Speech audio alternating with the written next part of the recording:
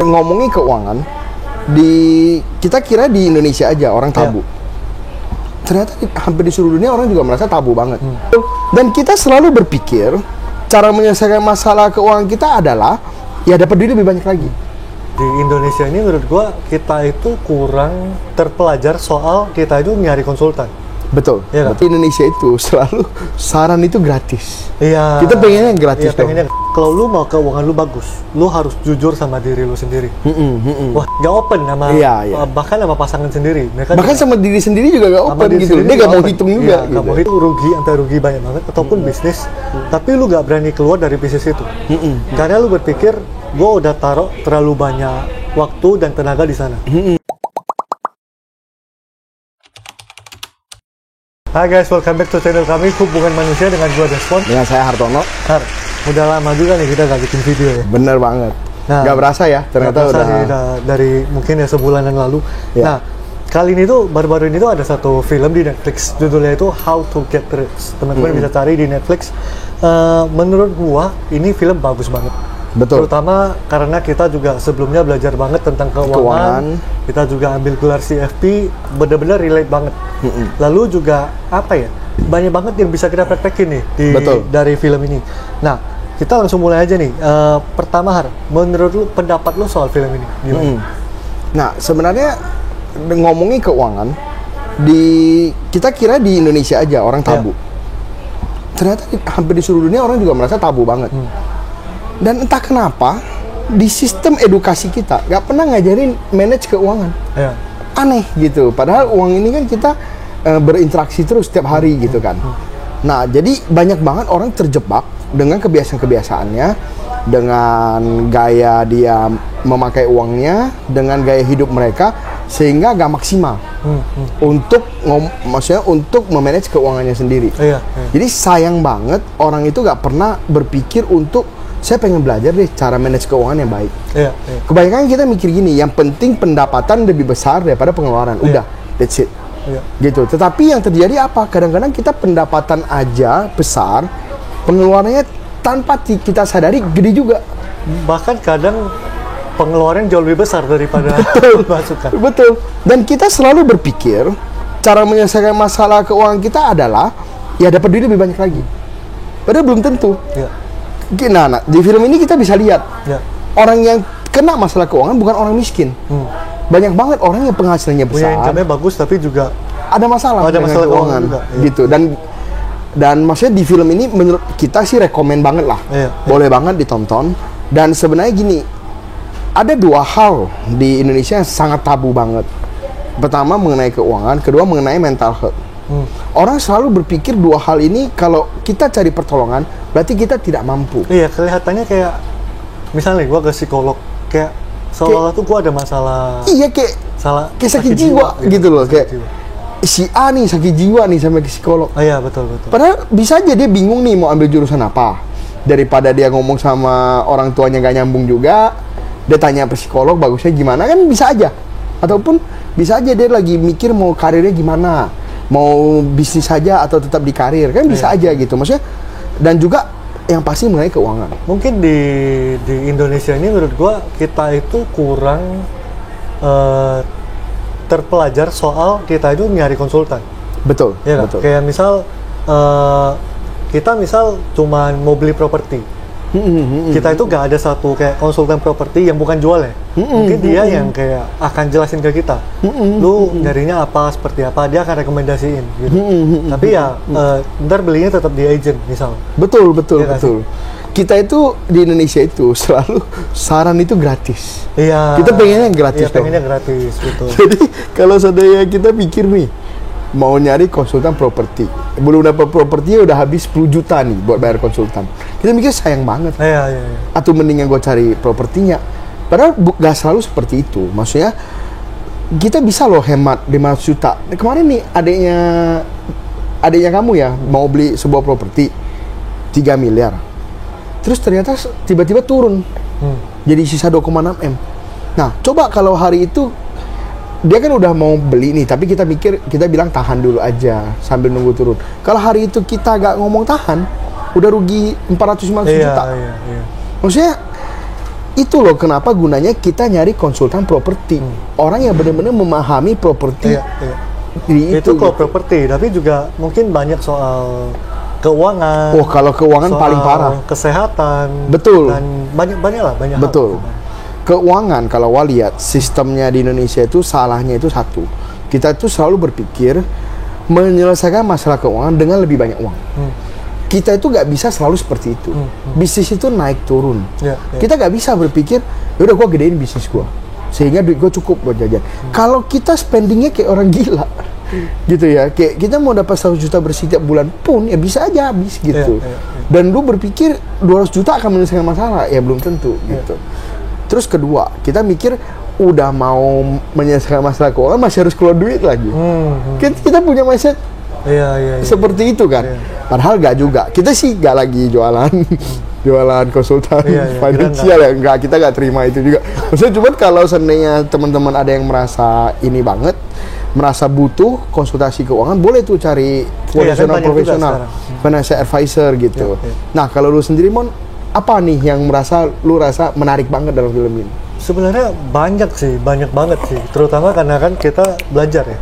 Nah, yang paling pertama yang gue dapat nih waktu gue nonton film ini, dia bilang kalau lu mau keuangan lu bagus, lu harus jujur sama diri lu sendiri. Wah, itu kayak gue liat, iya ya gitu. Akhirnya di film itu kan dia ada klien, akhirnya mereka ngobrol ini, ternyata banyak banget orang yang nggak bisa jujur dengan keuangan dia sendiri, nggak mau hadapi gitu. Kayak misal cicilannya ada berapa, tagihannya ada apa aja, kayak nggak mau hadapin, akhirnya mungkin cicilannya jadi banyak dan segala macam gitu. Banyak banget yang nggak open sama bahkan sama pasangan sendiri. Mereka bahkan sama diri sendiri juga nggak open gitu. Dia nggak mau hitung juga. Nggak mau hitung gitu. Akhirnya jadi ya awal masalahnya dari situ. Tagihan bengkak, lalu juga income juga ternyata nggak cukup segala macam gitu. Nah itu di awal sih. Nah apa kira-kira yang lu belajar lagi dari film itu? Selain tadi pendapat lu mungkin di Indo kita kurang paham di sisi itu. Nah, gue lihat yang paling berasa itu ya, salah satunya itu ya seperti yang lu ngomong, kita itu nggak pernah mau hitung. Kita itu selalu mengira-ngira. Kenapa? Karena mungkin kenyataannya memang pahit. Kita itu nggak bisa terima kenyataan, ternyata kita spendingnya itu lebih besar daripada yang kita dapat. Ini gue rasakan 9 tahun lalu. Gue punya utang kartu kredit waktu itu sampai 170 juta dulu. Karena kan waktu itu banyak hal kita juga mau berbisnis apa gitu ya. Dan gue nggak pernah mau hitung tuh utang gue waktu dulu. Jadi gue selalu berpikir bahwa nggak usah dihitung dah, biarin aja dah. Untungnya kehidupan lebih baik. Jadi sebenarnya gue terselamatkan bukan karena pinter, karena beruntung aja. Nah, tetapi akhirnya sekarang menyadari bahwa hal seperti itu gak boleh. Jadi awal mula gue bangkit itu adalah gue hitung utang gue. Gue hitung, gue lihat gila bunganya aja 3 jutaan dulu. Gue lihat wah ini gak make sense. Akhirnya gue kerja lebih keras, kebetulan juga menghasilkan. Sebenarnya sih solusinya nggak selalu seperti itu. Solusi yang tepat itu waktu itu saya surrender ke bank. Saya bilang saya minta keringanan. Harusnya itu solusi yang tepat. Tapi waktu itu saya pikir saya kerja lebih keras. Ternyata memang menghasilkan dan akhirnya bisa terbayar tuh semua. Tetapi langkah awal yaitu hitung. Sadari dulu kenyataannya. Kita gak pernah cari dokter kalau kita gak sadar kita itu sakit. Kita gak pernah akan benerin keuangan kita kalau kita itu masih merasa keuangan kita baik-baik aja. Gitu. Nah, kalau lu sendiri mah? Yang gue belajar dari film ini banyak, tapi salah satunya itu penting untuk tahu prioritas keuangan kita tuh apa. Betul. Nah, contohnya misal gini nih. Misal pasangan suami istri prioritasnya pengen punya rumah. Berarti lu fokusnya ke sana. Nah, banyak dari yang gue lihat di film itu juga orang tuh bahkan nggak tahu prioritas keuangannya itu apa. Akhirnya ya duitnya lari kemana-mana. Tapi misal ditanya pengen apa sih? Pengen punya rumah, pengen punya ini, pengen punya itu. Tapi prioritasnya dalam kenyataannya nggak mengarah ke situ. Nah, jadi sebenarnya penting untuk kita tahu prioritas kita itu apa. Akhirnya kita ngarahnya itu ke sana. Nah, misal nih contoh, lu prioritasnya bukan rumah, tapi sekeliling lu, misalnya orang tua lu, saudara lu, atau lingkungan lu tuh bilang harus punya rumah kalau udah married. Kalau lu belum, maksudnya kalau lu udah married tapi gak punya rumah tuh nggak boleh. Lu harus punya rumah. Tapi kalau tujuan keuangan lu bukan itu, sebenarnya nggak apa-apa. Yang penting lu tahu tujuan keuangan lu itu apa. Dan Betul. lu mau pakai duit lu itu di hidup itu seperti apa itu terserah lu. Nah itu yang diajarin salah satu di film ini. Nah menurut gua banyak banget dari kita yang mungkin nggak tahu kita itu cuma ngikut. Betul. Harus betul. punya mobil seperti ini, brand yang ini baru. Lihat temen ganti mobil, kita Ya. pengen udah ganti aja. Artinya lu sukses. Betul, Atau lu betul. punya rumah minimal ukuran segini, baru lu tuh oke.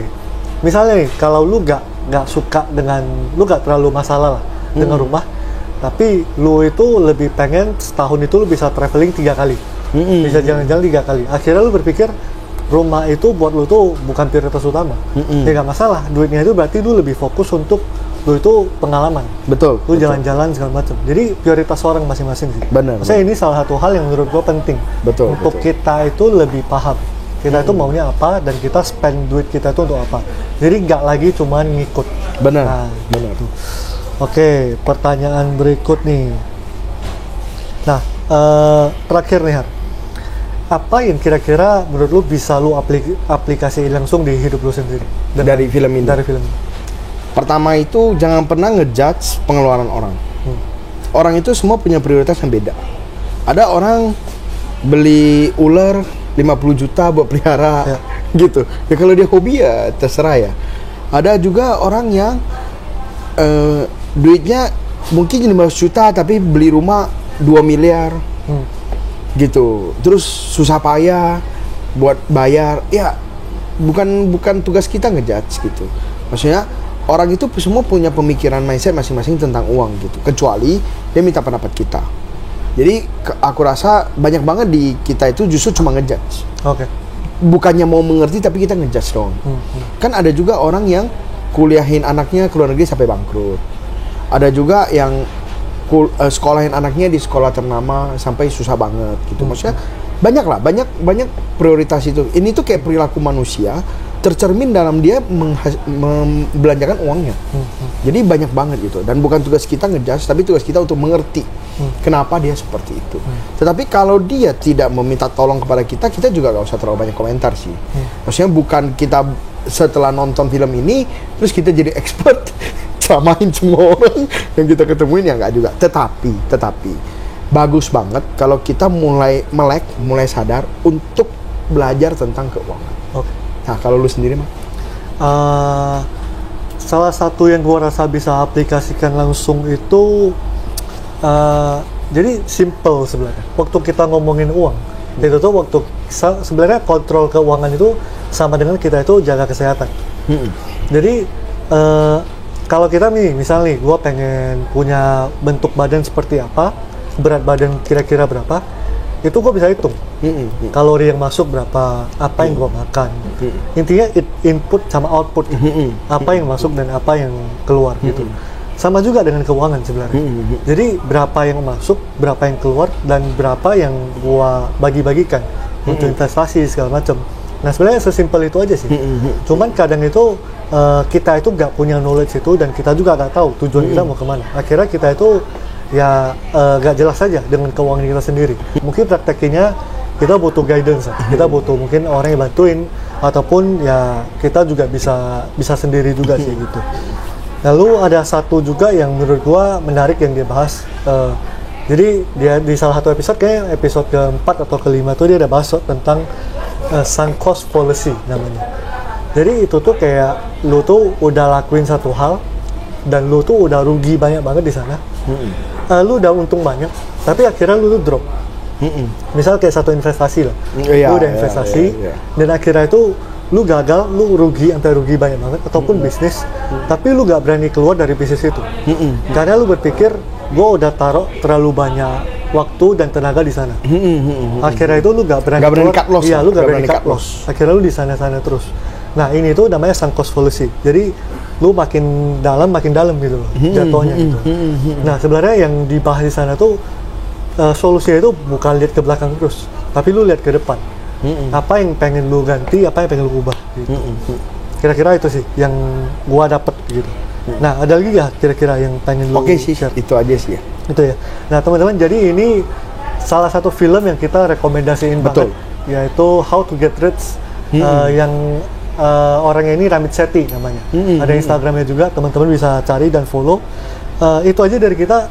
Semoga sharingnya ini bermanfaat. Jangan lupa di like, di share, dan di subscribe. Lalu share juga ke teman-teman kalian yang mungkin butuh denger ini ya. Ya, dan jangan lupa nonton juga. Nah, filmnya. jangan lupa nonton. Oh iya, kalau mau kenal kita lebih dalam, ya ini bisa follow Instagram kita ya. Ya. Instagram kita masing-masing, ntar kita bisa ngobrol juga dari sana. Oke. Sampai ketemu di video berikut. Thank you. Thank you.